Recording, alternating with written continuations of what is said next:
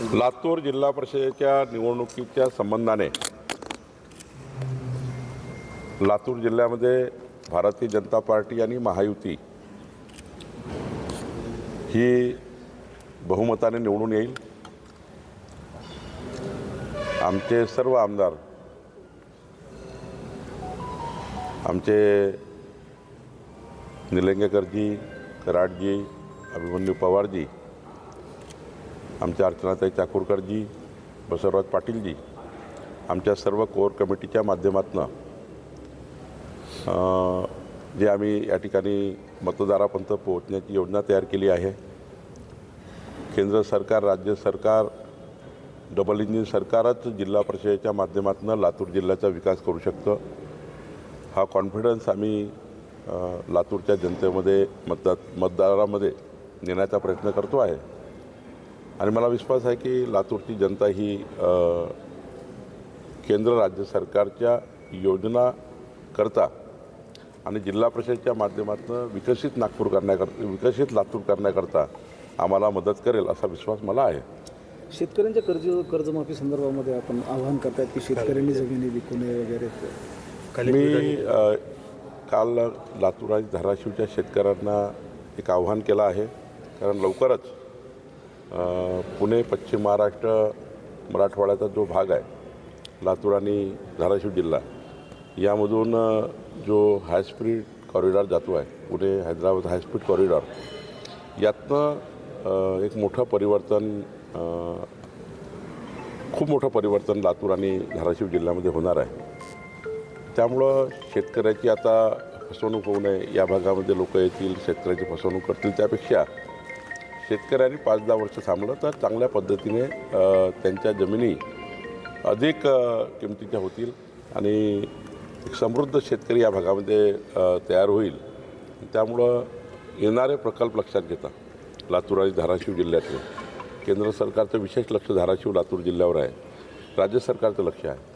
आणि त्यामुळे जास्तीत जास्त प्रकल्प असणारा जिल्हा, जास्तीत जास्त हायवे, रेल्वे असणारा जिल्हा आणि Hyderabad connectivity, Pune connectivity, Mumbai connectivity ज्या पद्धतीने लातूर आणि धाराशिवला मिळते आहे, नागपूर कनेक्टिव्हिटी मिळते आहे, तर उद्या धाराशिव आणि लातूर जिल्हा हा सर्व औद्योगिक असेल, व्यावसायिक असेल, शेती उद्योग असेल, या सर्व भागामध्ये, या सर्व क्षेत्रामध्ये लातूर आणि धाराशिव खूप पुढे जाणार आहे असं आम्हाला दिसतं आहे।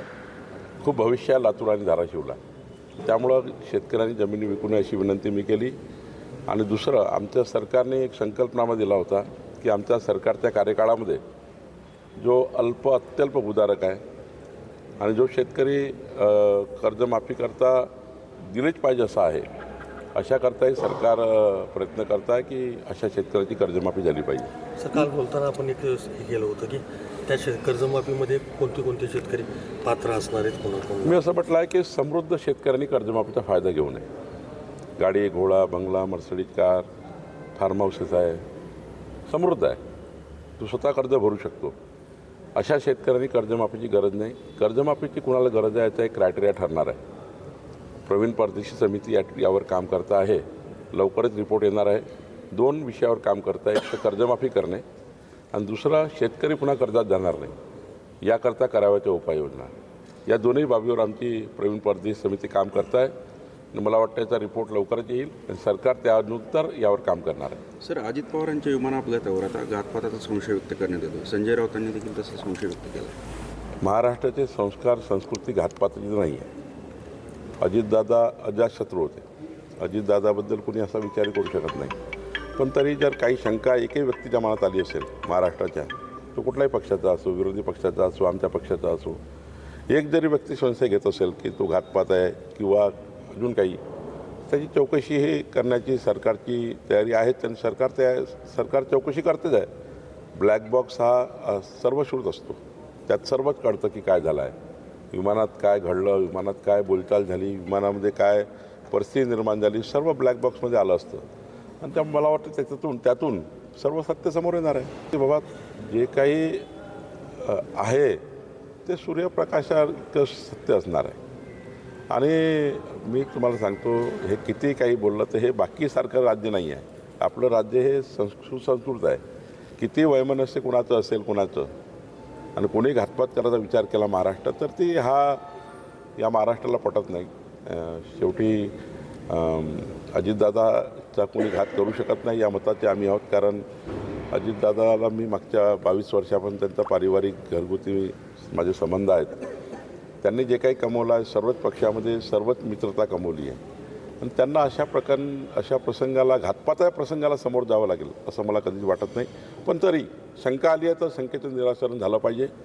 शंका दूर केली गेली पाहिजे. तपास झाला पाहिजे. तपासात सत्य समोर आलं पाहिजे.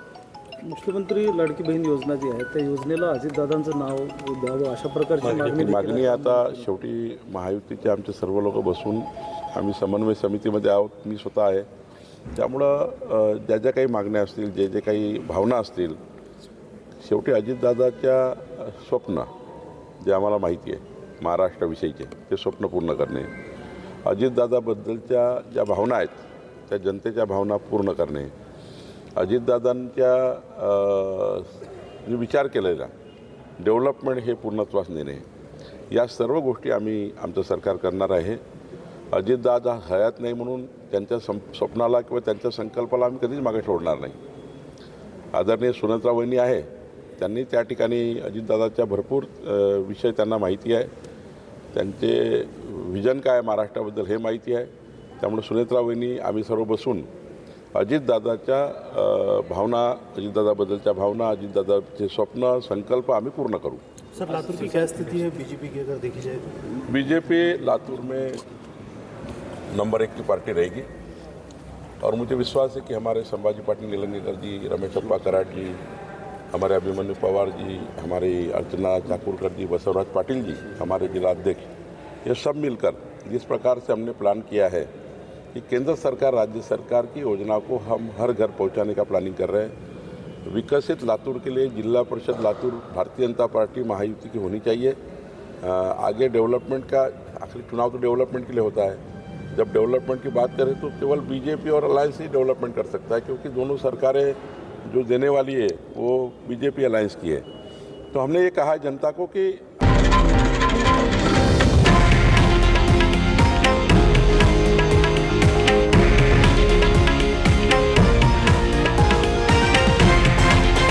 हे आहे देशातील नंबर 1 न्यूज नेटवर्क आणि आपण पाहत आहात TV9 मराठी, एकमेव.